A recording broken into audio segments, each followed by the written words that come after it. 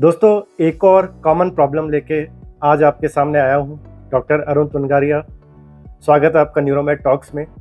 Problem ये है कि बहुत ही कॉमन सिनेरियो है। पेशेंट आता है और कहता है कि सर बहुत ज़्यादा थकान रहती है, पूरा बदन दर्द करता है, शरीर में जगह जगह ऐसे पॉइंट्स हैं जहाँ पे बहुत दर्द होता है, हाथ लगाते ही दर्द होता है। दिन भर ये प्रॉब्लम रहती है, इवन रात को भी नींद अच्छे से नहीं आती है, और नींद अच्छी आ भी जाए तो सुबह उठने के बाद फिर से एक लो फीलिंग आती है, बदन पूरा टूट रहा होता है, एनर्जी फील नहीं होती है, बिल्कुल लो फील होता है, हैप्पी नहीं रह पाते हैं, अपने काम में फोकस नहीं कर पाते हैं, चिड़चिड़ापन आ जाता है। इस प्रॉब्लम का नाम है दोस्तों फाइब्रोमाइल्जिया।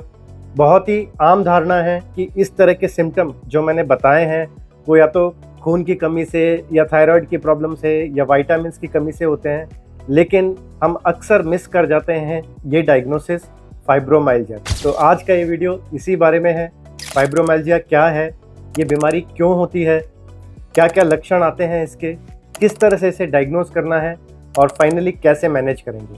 फाइब्रोमाइल्जिया एक कॉम्प्लेक्स न्यूरोमस्कुलर डिजीज हम कह सकते हैं। इस प्रॉब्लम में जैसा मैंने बताया, जो सिम्टम है वो पूरी बॉडी में दर्द रहता है, और पर्टिकुलरली वेस्ट यानी कमर के ऊपर और कमर के नीचे दोनों हिस्सों में ही दर्द रहेगा। कंटिन्यूअस एक दर्द बना रहेगा, कुछ भी काम करने में आपको थकान महसूस होगी, साथ ही साथ एक लो फीलिंग, डिप्रेशन की फीलिंग भी एक आ जाती है, क्योंकि लंबे समय से जब ये प्रॉब्लम डायग्नोज नहीं होती है तो पेशेंट यही सोचता है कि क्या प्रॉब्लम है, डायग्नोज क्यों नहीं हो रही है, इतने डॉक्टर्स को दिखा चुका हूँ, इतने टेस्ट करा चुका हूँ, टेस्टों में भी कुछ नहीं आ रहा है। तो एक एंजाइटी भी साथ में आ जाती है कि प्रॉब्लम क्या है जो डायग्नोज नहीं हो पा रही है। तो ये सारे लक्षण इस फाइब्रोमाइल्जिया में होते हैं। इस बीमारी के जेनेटिक प्रीडिस्पोजिशन है, मतलब जेनेटिकली अगर फैमिली में किसी को है ये प्रॉब्लम तो वापस से ये प्रॉब्लम आपको होने की संभावना थोड़ी बढ़ जाती है। फीमेल्स में थोड़ी ज्यादा होती है as compare to males. Exact pathophysiology इसकी अभी तक नहीं पता है, लेकिन कॉम्प्लेक्स न्यूरोमस्कुलर प्रॉब्लम है जो कि हो सकती है। कोई स्पेसिफिक कारण हम नहीं कह सकते कि ये कारण है तो फाइब्रोमाइल्जिया होएगा ही। हाँ, लेकिन ये जरूर है जिनको कुछ क्रोनिक बीमारियां हैं जैसे कि रूमेटॉइड आर्थराइटिस, उनमें फाइब्रोमाइल्जिया के चांस थोड़े बढ़ जाते हैं। लक्षण मोटे तौर पे हमने डिस्कस कर लिए हैं।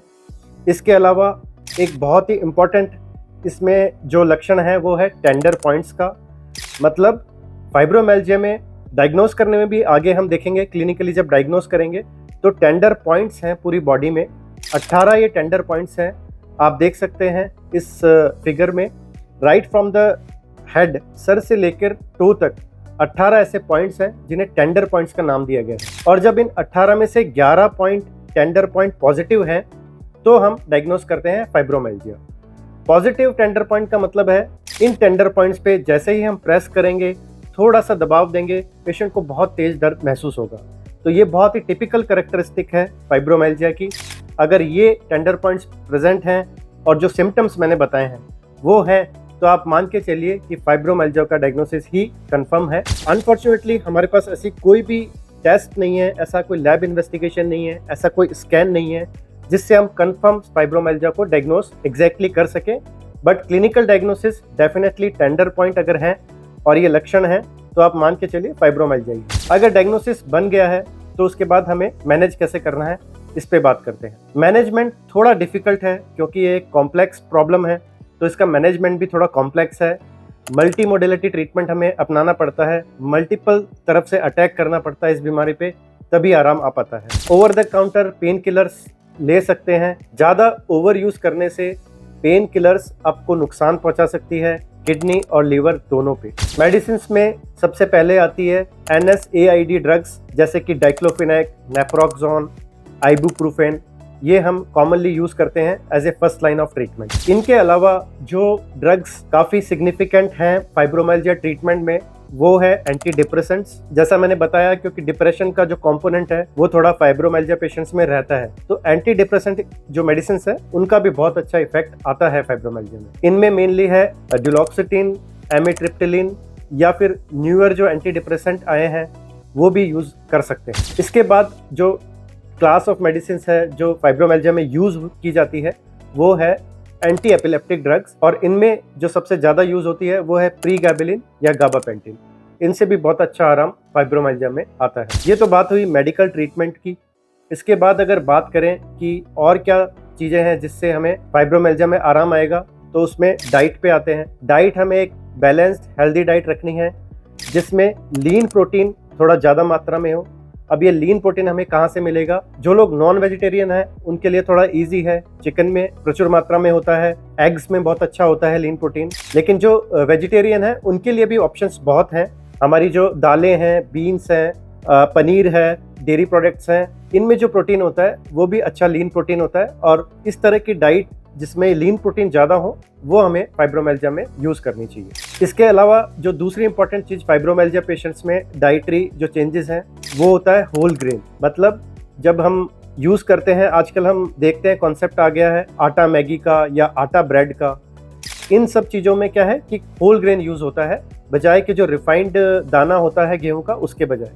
इस होल ग्रेन से हमें फाइबर और कुछ मिनरल्स और विटामिन इस तरह से मिलते हैं जो हमें फाइब्रोमियल्जिया में हेल्प करते हैं। इसके बाद आते हैं एक्सरसाइज पे।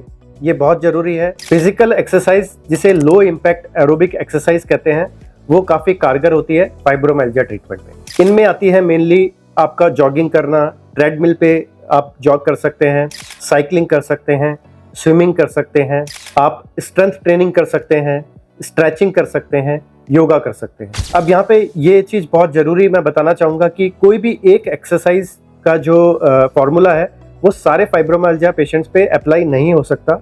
इसलिए ये एक हिट एंड ट्रायल की तरह आपको पहले ट्राई करना पड़ेगा कि कौन सी चीज़ मेरे लिए वर्क कर रही है। सपोज़ किसी के लिए साइकिलिंग बहुत अच्छा काम कर रही है तो हो सकता है दूसरे जो फाइब्रोमियल्जिया के पेशेंट है उसके लिए साइकिलिंग वर्क नहीं कर रही हो। तो ये आपको ट्राई करके ही देखना पड़ेगा कि कौन सी एक्सरसाइज आपके लिए बेस्ट है, किसको करने के बाद आप कंफर्टेबल रहते हैं और आपके फाइब्रोमियल्जिया के सिम्टम में आराम आता है, तो आप उसी पे स्टिक रहें। यहाँ पे योगा में सिर्फ फिजिकल स्ट्रेचिंग ही नहीं है, मेंटल अगर मेडिटेशन भी साथ में है तो उसका भी बहुत पॉजिटिव इफेक्ट फाइब्रोमियल्जिया पेशेंट्स में आता है। इसी के साथ में कॉग्निटिव बिहेवियरल थेरेपी, ये एक जो चीज़ है, माइंडफुलनेस टेक्निक है, मेडिटेशन है, ये भी बहुत इंपॉर्टेंट पार्ट है फाइब्रोमियल्जिया ट्रीटमेंट का। तो इन्हें भी इग्नोर ना करें। ये ना सोचे कि सिर्फ दवाई हमने खा ली है और काम हो गया है, ऐसा नहीं हो पाएगा। फाइब्रोमियल्जिया अगर डायग्नोस हुआ है तो आपको मेडिसिन के साथ में डाइटरी हैबिट्स और ये जो एक्सरसाइज है ये भी इतना इक्वली इंपॉर्टेंट रोल प्ले करते हैं। इसके बाद नंबर आता है आपका स्लीप पैटर्न का। स्लीप साउंड स्लीप होनी चाहिए।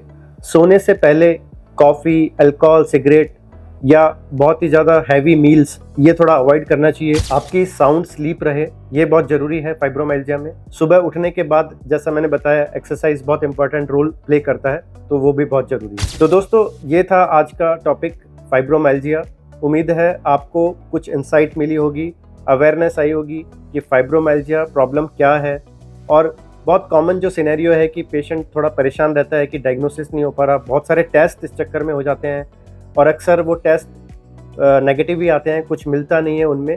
हालांकि मैं यहाँ पे कहना चाहूँगा कि ये टेस्ट आपको करा लेने चाहिए, क्योंकि जो दूसरी चीज़ें हैं वो रूल आउट करना भी ज़रूरी है। फाइब्रोमियल्जिया के डायग्नोसिस में ऐसा नहीं है कि हम सिर्फ क्लिनिकल डायग्नोसिस पे जाएंगे, लैब इन्वेस्टिगेशन ज़रूरी है हमें दूसरी चीज़ों को रूल आउट करने में कि कहीं पे हाइपोथायराइडिज्म तो नहीं है, डायबिटीज़ तो नहीं है, विटामिन B12 डेफिशिएंसी तो नहीं है, क्योंकि उनसे भी जो सिम्टम है वो कुछ कुछ मिलते जुलते होते हैं। तो ये था आज का टॉपिक। उम्मीद है आपको ये पसंद आया होगा। इसी तरह के टॉपिक्स के लिए बने रहिए इस चैनल पे। Thank you.